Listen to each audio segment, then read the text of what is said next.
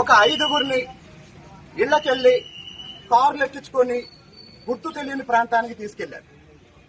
తర్వాత ఇంకొక 4గురిని ఇళ్లలోనికి బయటికి రాకుండా నిర్బంధించి వాళ్ళ ఇంటి ముందు పురుషుల్ని కాపలా పెట్టారు, రౌడీల్ని కాపలా పెట్టారు. 10 గంటలకు ఎన్నికలు, మేమంతా ఇక్కడికి వచ్చాం. ఎన్నికలు పెట్టండి అని మేము అడుగుతున్నాం. ఎన్నికలు పెడితే ఎంపీ చిన్ని గారికి నష్టం ఏంటి?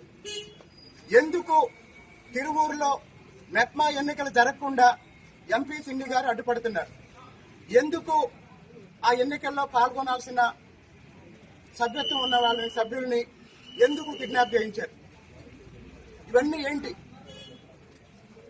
ఇవన్నీ బాధ్యతాయుతమైన శాసనసభ్యుడిగా ఇవి జరగకూడదు. కాబట్టి దీన్ని భవిష్యత్తులో ఇలాంటిది ఇంకో విషయం, ఒక మహిళ నాయకత్వంలో పేకాటి శిబిరం నిర్వహిస్తున్నారన్న విషయం 3 నెలల నుంచి నేను ఎక్కడ మాట్లాడలేదు. ఆమెని మైలవరం పోలీసులు పట్టుకొని ఆ పేకాటి శిబిరాన్ని మూసేశారు. పోలీసులకి థ్యాంక్స్. కానీ ఆ మహిళ మీద కేసు ఎందుకు పెట్టలేదు? ఆ మహిళ వారానికి 4 రోజులు ఎంపీ గారి ఆఫీసులో ఎందుకు కూర్చుంటుంది? ఆ మహిళ ఇతరులను కలుపుకొని తిరువూరు టౌన్ లో చేస్తున్న అసాంఘిక కార్యక్రమాలకి ఎవరు బాధ్యత వహిస్తారు? నేను శాసనసభ్యుడిని 2 సంవత్సరాల నుంచి చంద్రబాబు నాయుడు గారి ఆశీర్వాదంతో, తిరువూరు ప్రజల మద్దతుతో ప్రజల్లో ఉండి పనిచేస్తున్నా. నేనేమన్నా తప్పు చేస్తే కొలుగుపూడి శ్రీనివాసరావు ఈ తప్పు చేశాడని ఒక ఫ్లెక్స్ పెట్టండి. లేదు, ఫ్లెక్స్ డబ్బులు నేను ఇస్తా, కొలుగుపూడి శ్రీనివాసరావు చేసిన తప్పులేంటో ఒక లిస్టు చెప్పండి. మీరు చేసే అరాచకాలు నేను సాక్ష్యాలతో సహా చెప్తున్నా.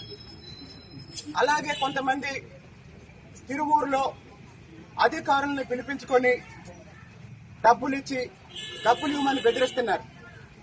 ఈ రోజు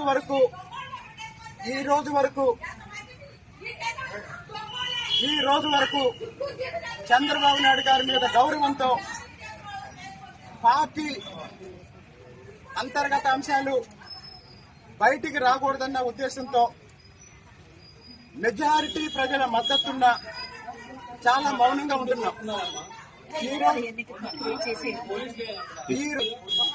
ఈ రోజు నుంచి తిరువూరులో ఎలాంటి అసాంఘిక కార్యక్రమాలు జరిపినా, ఎలాంటి చట్ట వ్యతిరేక కార్యక్రమాలు చేసినా, బయట వాళ్ళు ఇక్కడ తిరువూరులో ప్రశాంత వాతావరణాన్ని చెడగొట్టినా, మళ్లీ చెప్తున్నాను, ఎట్టి పరిస్థితుల్లోనూ ఒప్పుకునేది లేదు. చంద్రబాబు నాయుడు గారు ఆయన ఆశయాల సాధన కోసం అభివృద్ధి మీద దృష్టి పెట్టి సంక్షేమంతో పనిచేస్తున్నాం తప్ప నిజంగా రాజకీయాలే చేయాలనుకుంటే నాకు రాజకీయాలు అవసరం లేదు. నేను మళ్ళీ చెప్తున్నా, తిరువూరులో జరిగే అరాచకాలని, అన్యాయాలని, దారుణాలని అరికట్టాలి అనే ఒకే ఒక లక్ష్యంతో నేను మాట్లాడుతున్నా. ఇప్పుడు నాది ఒకటే ప్రశ్న, ఈ 10 గంటలకి ఎన్నికలు జరగాల్సిన ఎన్నికలు ఎందుకు వాయిదా వేశారు? ఎవరు వాయిదా వేయించారు? నేను ఇప్పుడు గంట సమయం ఇస్తున్నాను. గంటలో పీడీ గారు రావాలి, ఎన్నికలు నిర్వహించాలి.